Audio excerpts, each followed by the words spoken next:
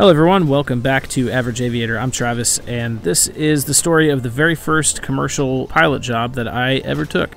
It's a ferry of a 540 Skybolt from Houston, Mississippi to Deland, Florida.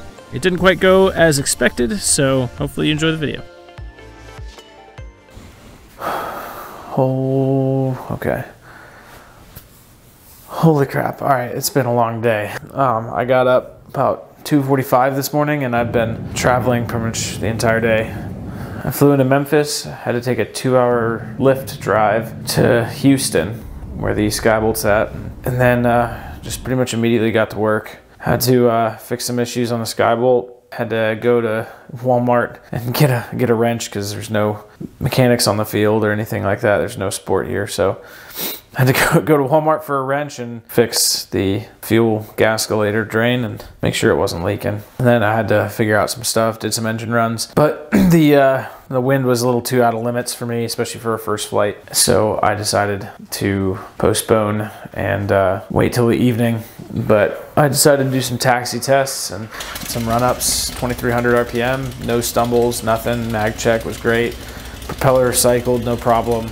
But when I was waiting on the wind to die down, I decided to do the owner a solid, and as I wasn't doing anything, there was water available, I went and washed the airplane. Had a bunch of pollen and dirt and bird crap on it, so I washed it off, and it looks a lot better now. It's real great. So I was real nervous running it up and taking it off for the first time, just because it's a lot of power I'm not used to, and it's a new airplane.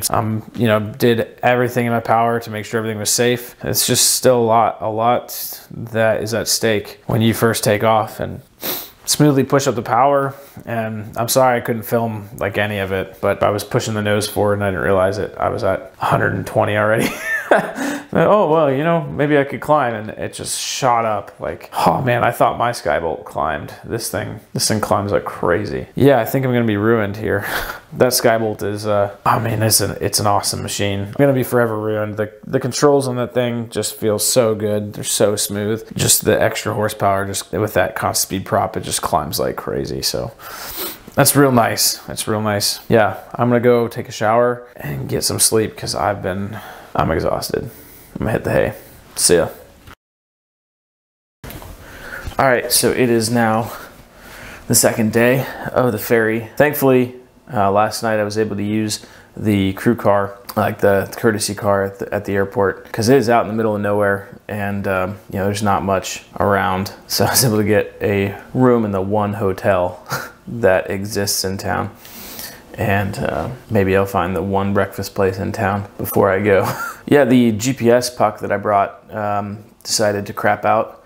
So I've got my phone for GPS, but I don't want to use the battery on that the entire time. But it sounds like I'm going to be navigating via VORs. There's a VOR in the plane, and so I might just be navigating with that and cross-checking it with my phone GPS every once in a while. So we're going to see how that goes.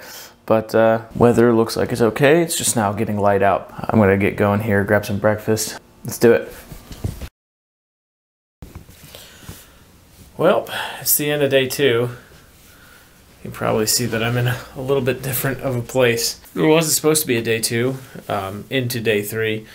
I was supposed to have the plane delivered today, but ran into some issues. This morning, plane wouldn't start.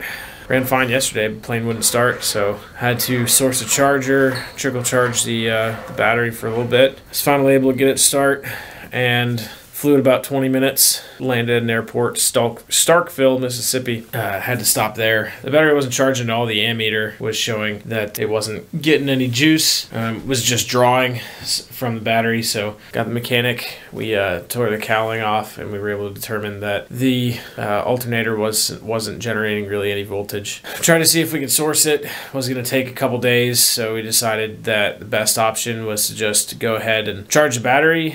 I went out and bought a small battery charger and put the cowling back on. That took a while, and then about 3 o'clock decided to just hop from airport to airport, charging the battery everywhere I go. Stopped somewhere in Alabama. Got there in perfect time. The wind was pretty gusty. It was like gusting 20 something. It was okay because it was right down the runway, so no issues there. And thankfully the airport manager stayed a little bit later, helped me put the plane on charger, and then got it all the way down to where I am now, which is Quincy, Florida.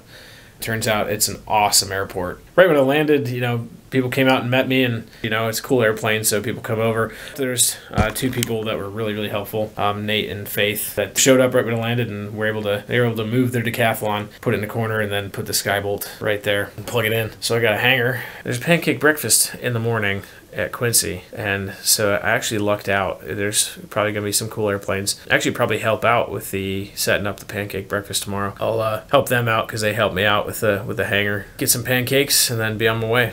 But hopefully I'll get the airplane delivered tomorrow. I'm gonna get some sleep.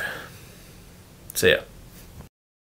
So I got up early the next morning and went to the breakfast, got some good breakfast, was able to watch some cool airplanes take off and land as I got the airplane ready, and I departed for Deland, Florida. But the rest of the trip I was kind of in go mode. I didn't take a ton of photos or videos that day, and it didn't take me very long to get the airplane delivered to its new owner in Deland. But pretty much as soon as I landed, the new owner threw it in the hangar and started tearing off panels and looking at the alternator and getting a sense of the mechanical condition of it. And he seemed like he knew what he was doing, was pretty knowledgeable on a lot of this stuff. But after we talked about the airplane and how it flew and how it landed and all that other stuff, didn't talk for very long before I was on a commercial flight that evening up to Denver to pick up another Skybolt and bring it to Alabama for my second ever ferry. And those two ferries were really what sparked what I do now, which is I have a business ferrying airplanes.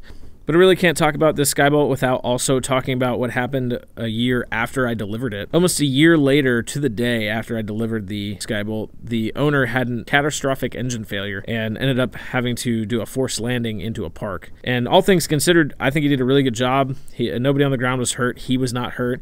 The airplane was actually in decent shape considering. He didn't have a ton of time in the airplane when that catastrophic engine failure occurred, and he ended up landing it really, really well. I think he did a really good job, all things considered.